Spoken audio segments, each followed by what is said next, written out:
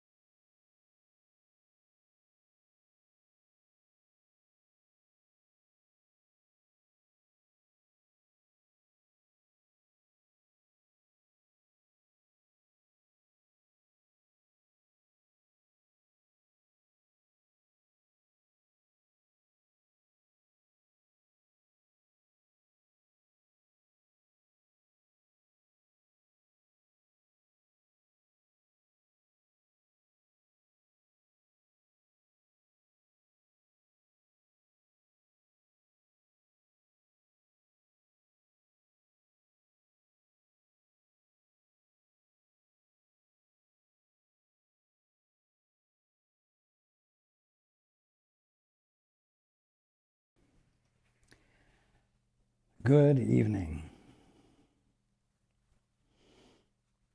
and welcome to everyone who's joining us on the internet.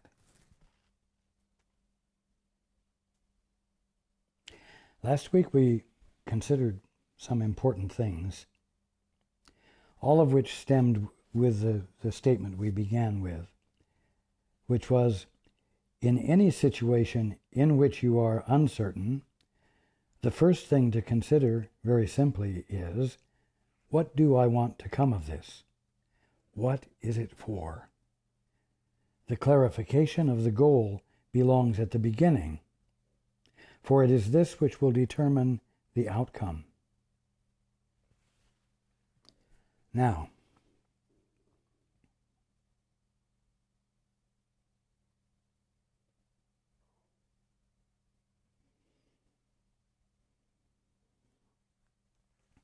there is something that wasn't brought out. And that is that when you see a situation in which you are uncertain, when you see a situation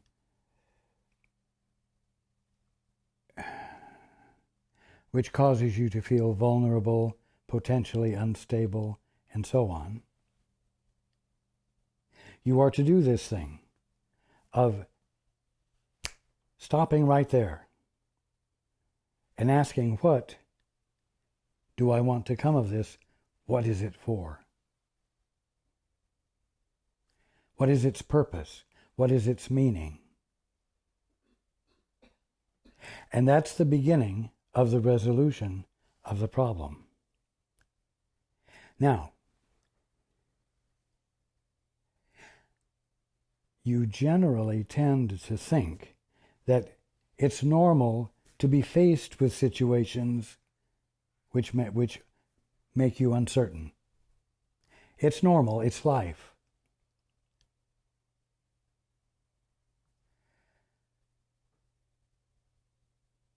And that's why it's a new thing to you to ask initially when it first confronts you, what do I want to come of this?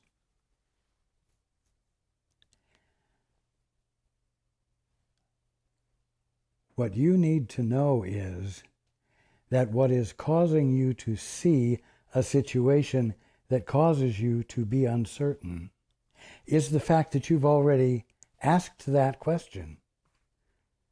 Before you were confronted by a situation of this sort, you had asked the question, what do I want to come of this? What is it for? The only thing is that you didn't ask this question of the Holy Spirit. You didn't ask this question of your guide. You did not ask this question of your Father. You asked it of your own best reasoning, your own best judgments. Your puny little orphan mind. That's the only reason you ever see a situation in which you are uncertain, because you've already asked the question. It's not because that's the way the world is, and therefore you're certainly and naturally confronted with situations that make you uncertain. No. Again, you're in the middle of the kingdom of heaven, looking through squinted eyes, saying, I cannot see the perfection. You're looking through your own eyes, the ones you believe you have, and the vision you have made up. That's all. So, you're not overcoming some big, infinite boogeyman called the world and universe that came from a big bang and is full of conflict naturally, and therefore you are constantly going to be confronted by that which is conflicted. No.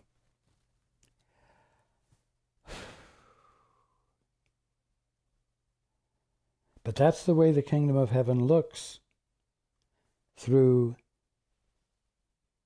mortal eyes. That's the way it looks through your own private mind.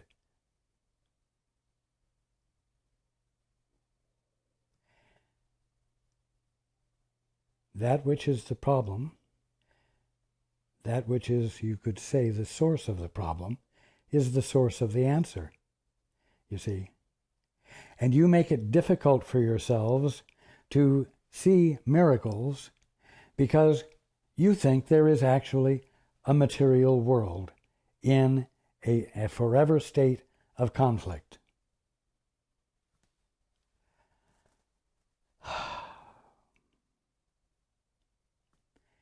If there is no material world, if there is no devil, if there is no boogeyman out there somewhere separate from you, which would indeed make it very difficult to wake up, then you're in a position of being able to wake up easily. Why? Because the problem is the answer. The answer is what is the problem. The problem is, you said, what do I want of this? You see?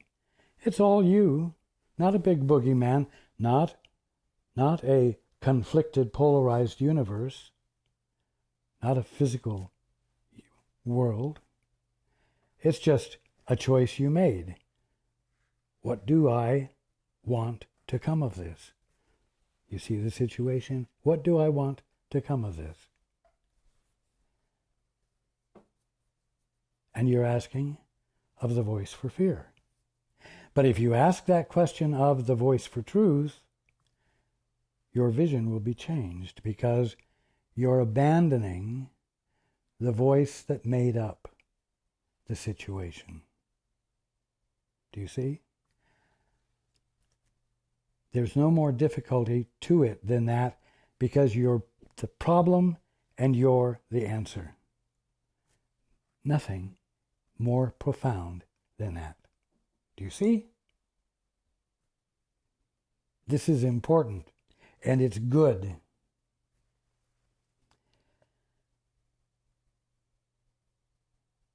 You're just going to do the same thing, but you're going to ask of a different teacher.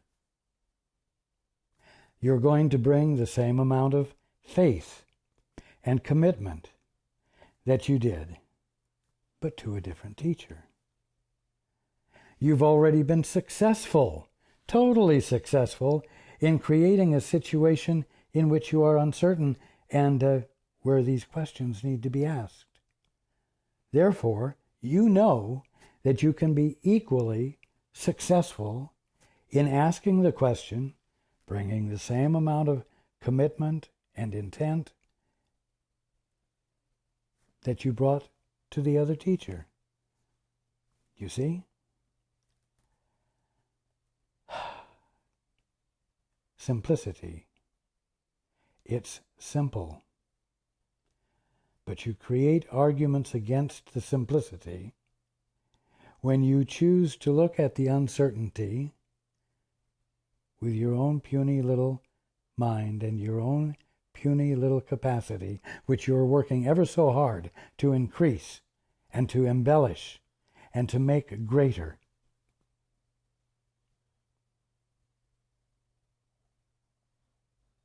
So keep this in mind.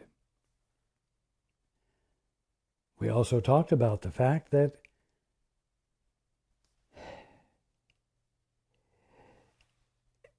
you love, the ego loves separation. The ego loves fragmentation.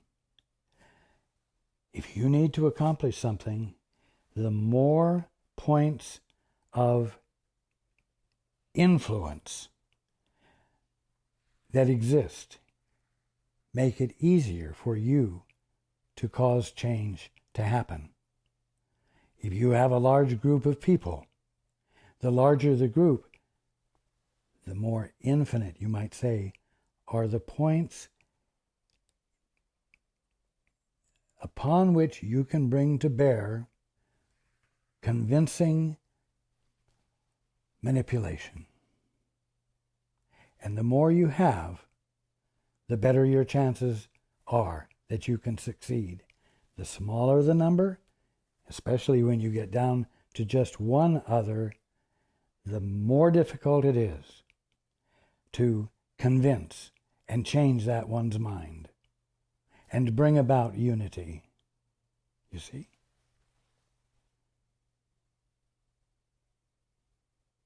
That's one reason, if you are faced with one difficult situation, meaning one difficult person, you will try to increase the size of the group. You will say to someone else who knows this person, "Hey, Joe, come over here. I'd like your opinion." Hey, Mary, come over here, will you, for a moment? We've got an issue going here that we need more perspective on.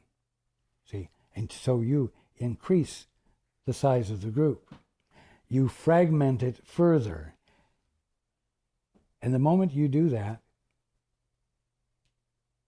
you really do make it more impossible to resolve the problem, because you're not letting yourself be fully present with the situation which is causing uncertainty. And ultimately, you're being unwilling to be present with the situation itself that is causing uncertainty and asking, Father, what, as your son or daughter, do I want to come of this? You see? What is it for?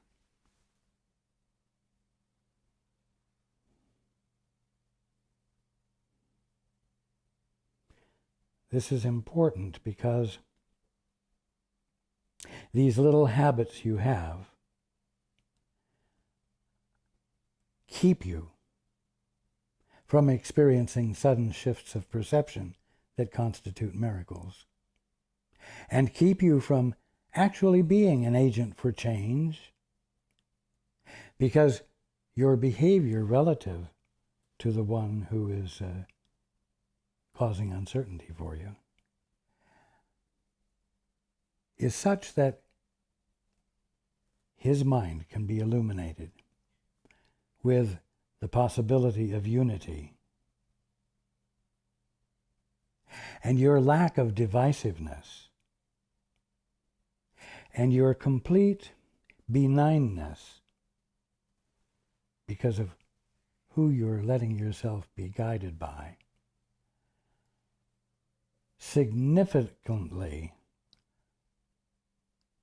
creates the circumstance in which this other one can experience a sudden shift of perception. And it's that simple. And because it works, it's that important.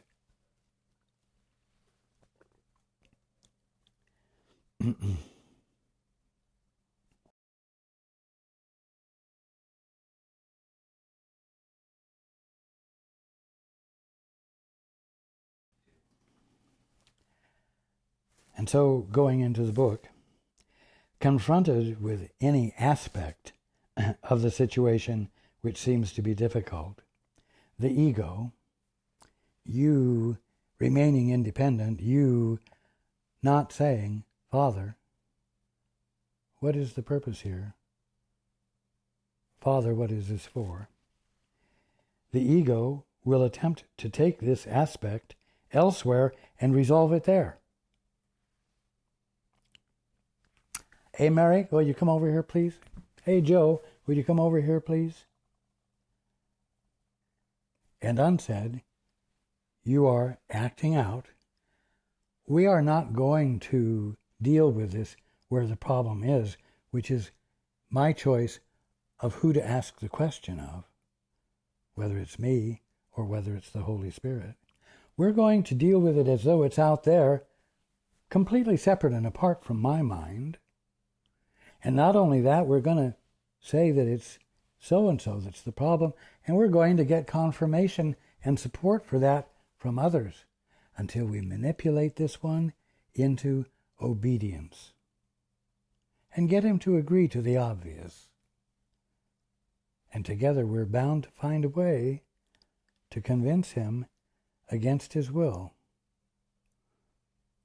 in such a way that he will decide that this was a better choice than being the problem, you see.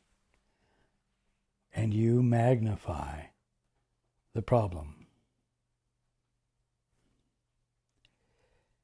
And it will seem to be successful, except that this attempt conflicts with unity and must obscure the goal of truth. You see, this situation is the one you're already in.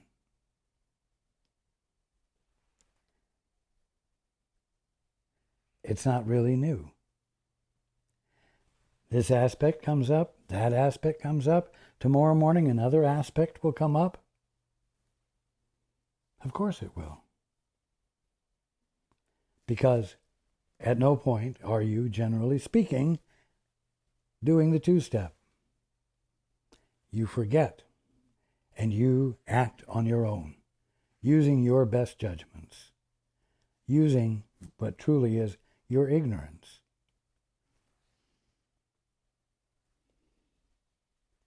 And it will seem to be successful, except that this attempt conflicts with unity and must obscure the goal of truth. And peace will not be experienced except in fantasy. Oh, yes, we finally got him to see it our way. And I can let out a sigh of relief. It was a long, hard day's work, but I can go home tonight and sit down and watch TV and be at peace. Bullshit. The very idea. I can go home and watch the television and be at peace was a decision and an explanation of a situation that was arrived at without ever saying, Father, what is the purpose of my going home tonight? You see? Going home was not something that was going to be done with that which is nothing more than your right mind. You see? It's something that you're already in the middle of, but what you're in the middle of is a choice you've already made and you are acting out. And it was a choice to say, what do I want to come of this? What is it for? And asking it of your own imagination. And the solution is for you to ask the very same questions, but not of yourself. Do you see? Do you see what I'm saying? I'm saying you don't have to learn one new thing at all. All you have to do is do the same thing you've been doing, but giving your attention elsewhere than where you have been giving it when you're listening for the answer. So you already have it under your belt. You already know what you need to know in terms of behavior and decision and purpose and intent. Ask, Father, what do I want to come of this? Father, what is it for? You see?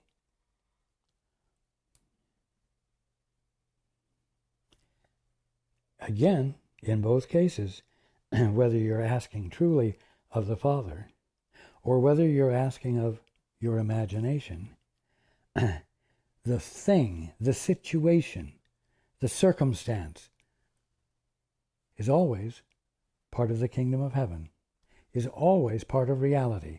What is this for? You see.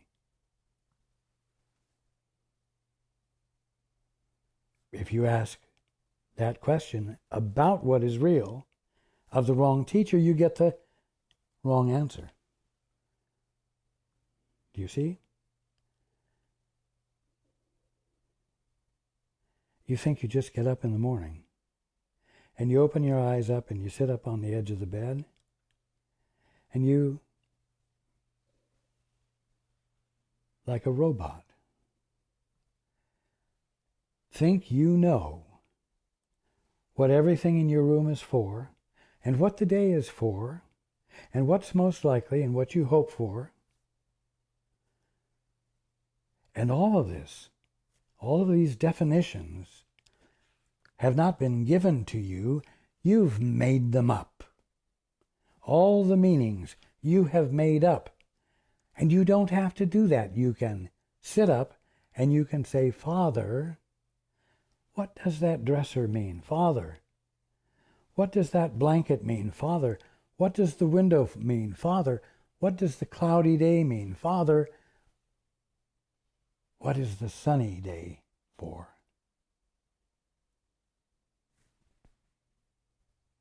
You start asking the very same questions that you've given answers to yourself, and ask them of the Father, and I promise you, you will wake up. I promise you that it is the way out of the dream.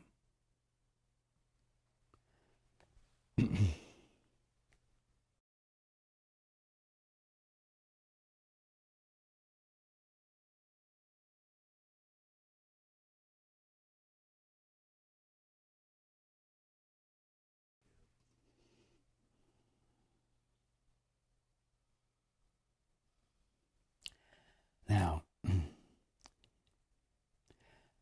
when you insist upon leaning unto your own understanding, leaning unto your imagination,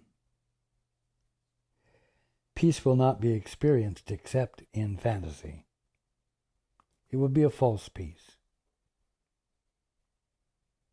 Truth has not come because faith has been denied, being withheld from where it rightfully belonged. Faith in what? Faith in something outside of your own thinking. Faith in the Holy Spirit, that which is nothing more than your right mind. Faith in your Father, Mother, God. Faith that causes you to shut up and move into the silence and inquire of a source that's not you. At least not what you recognize as you at this moment. And you bring faith into that silence and into that request. Just like you brought faith into that question when it was presented to your imagination. And oh boy, do you think your imagination is great. And you bring faith in it with gusto. Unless, of course, you have been abused and brought to a place where you have no confidence in yourself at all. But most of what are called healthy human beings have a healthy imagination and have a great faith in it. So great that it feels no need whatsoever to say Father to anything except its own superior greatness.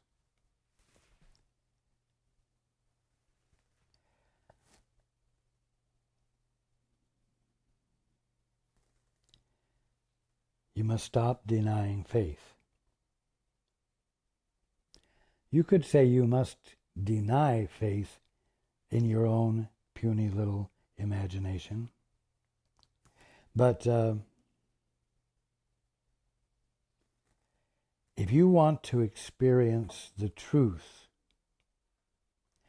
that will constitute an awakened mind, which is inspired to see truly, and to see the kingdom of heaven and all of its perfection, where its opposite had seemed to be before, then you must practice this. You must decide to ask a different teacher.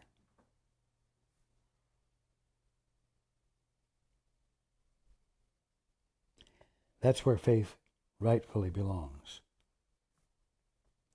Thus do you lose, I'll back up, truth has not come because faith has been denied, being withheld from where it rightfully belonged. Thus do you lose the understanding of the situation the goal of truth would bring.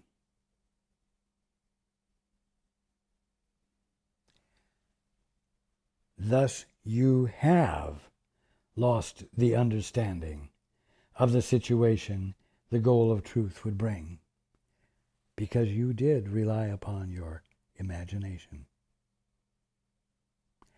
And you find yourself in a world that you're able to define as conflicted and against you, bottom line, meaning that you must get up every morning and anticipate challenge, conflict, and maybe failure.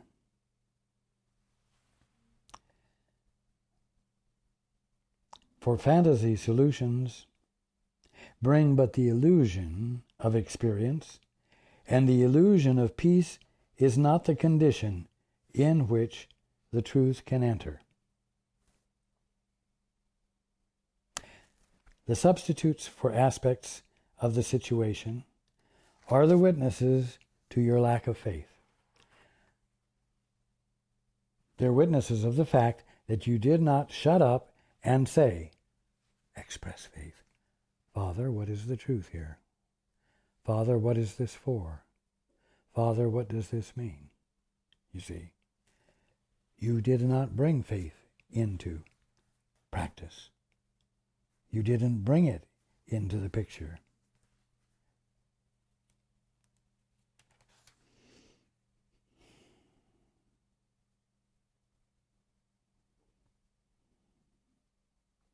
The substitutes for aspects of the situation are the things you bring into the picture or the arena of your attention that constitute distractions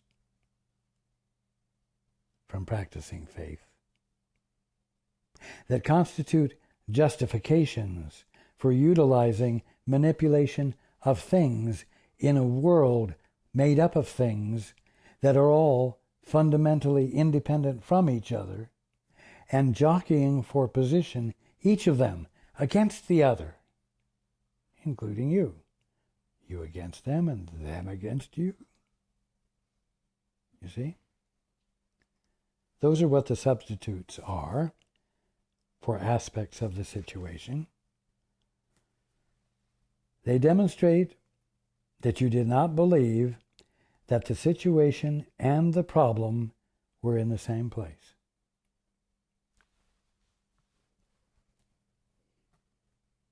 You understand what that means now. The situation and the problem are in the same place. They're in the place in your mind where you are determining who you are going to seek the answers from.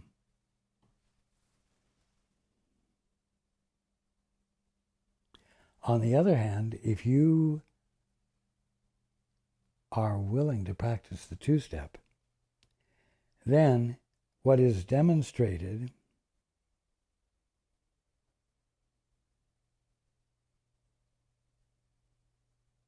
is that you realize that the situation and the problem are in the same place. They're actually the same thing. And the simple solution is ask the question of the other teacher. Do what calls upon your faith. Relying upon your own imagination doesn't really call for a lot of faith. It calls for a lot of persistence, and it calls for a lot of unending confidence, which for some reason everyone feels they have an abundance of.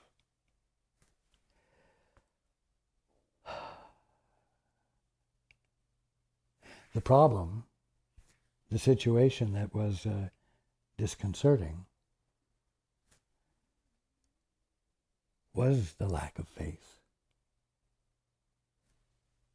The problem was the direct experience of your lack of expressing faith, of your consciously refraining from joining with something beyond your best judgments, best thinking, best imaginations.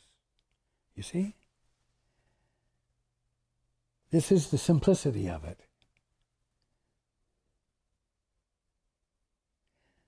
The problem was the lack of faith, and it is this you demonstrate when you remove it from its source and place it elsewhere.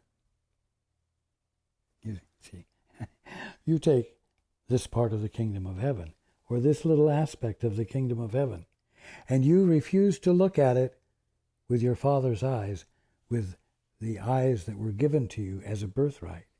And you've chosen to look at it through your own imagination and your own wish to make what you want it to be real. You see? So you've removed this little bit of the kingdom of heaven, and you've moved it from the perspective that the Father is engaged in causing it to exist. And you take this little bit of reality and place it elsewhere. Where? In the barrenness of your disconnection, your lack of electricity, we'll say, because you've unplugged the cord, you've unplugged the plug. And from there you look at it. From there you consider it. But as we've also mentioned, the minute you made that separation of yourself, you found yourself faced with fear and guilt simultaneously. And so that's part of the characteristic of the imagination that you're drawing from to create something on your own. That's why it's disconcerting. That's why it's called a problem.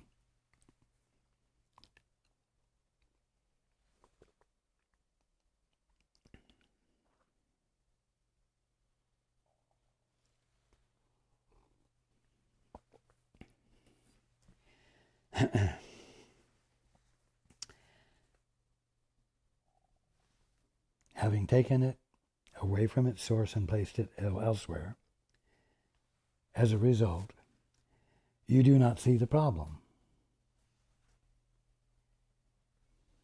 You do not see the problem. Now, is that word problem applied to the situation that's disconcerting to you, or is it addressing the real problem? As a result, you do not see the problem. When you, from your independence, engage in an act for a specific result, meaning that when you are functioning as an orphan, having disowned your father,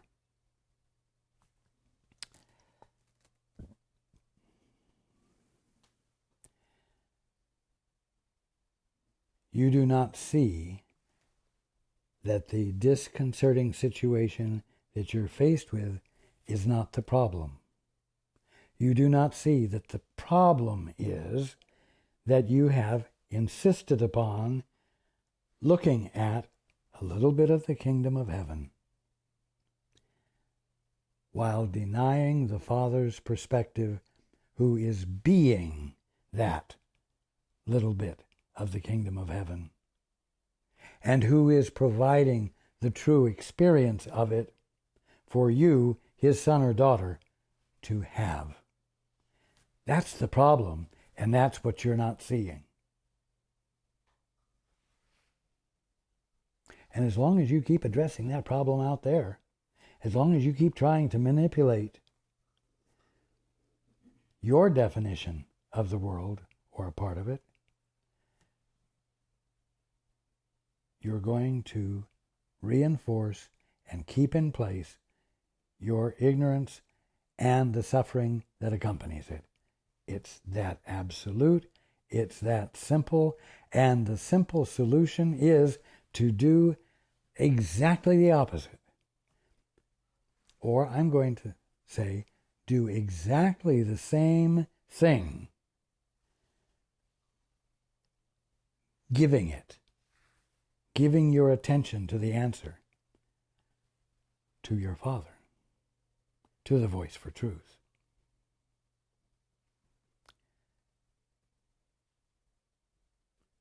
I'm being very repetitious. I'm doing it for a reason, because I'm presenting something utterly simple, and it's very hard for egos to see something very simple. But the divinity of each one of you listening is hearing what I'm saying, and is hearing the meaning of what I'm saying, and a sudden shift of perception is in motion. So let it be monotonous. Let me be monotonous tonight. Had you not lacked the faith, it could be solved, the problem would be gone.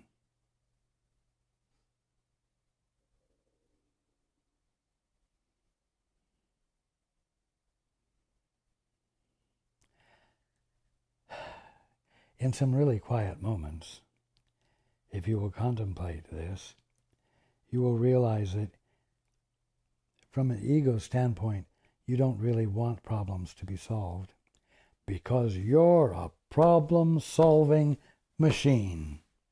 Your function is to solve problems. And you don't really want to find out that the Father has already made everything whole and perfect, including you. And there's nothing for you to solve. There's only the kingdom of heaven to experience the fullness of, and the joy of, and the love that is innately natural to you and naturally flows into expression as the recognition of what is real, the way the Father is making it, and not the way you are or have been imagining it. Had you not lacked the faith, it could be solved, the problem would be gone, and the situation would have been meaningful to you. Its meaningfulness is lost to you when you are listening to the voice for fear, when you are listening to and committing to your faulty imagination. The situation would have been meaningful to you because the interference in the way of understanding would have been removed. And what's the interference that's in the way of understanding? It's your decision not to inquire where the answer is awaiting you, and insisting upon inquiring where the answer does not exist. You see? To remove the problem elsewhere is to keep it. For you remove yourself from it and make it unsolvable. But Father, I'd rather do it myself. You see, you remove yourself from it with great pride and enthusiasm and anticipation.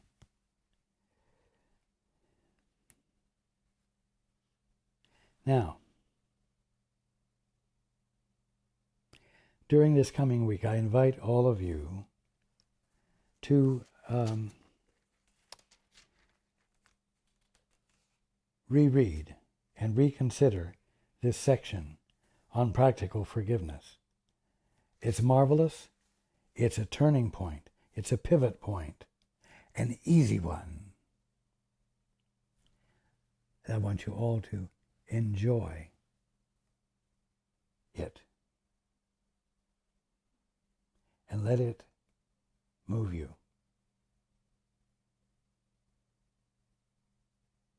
I love you all.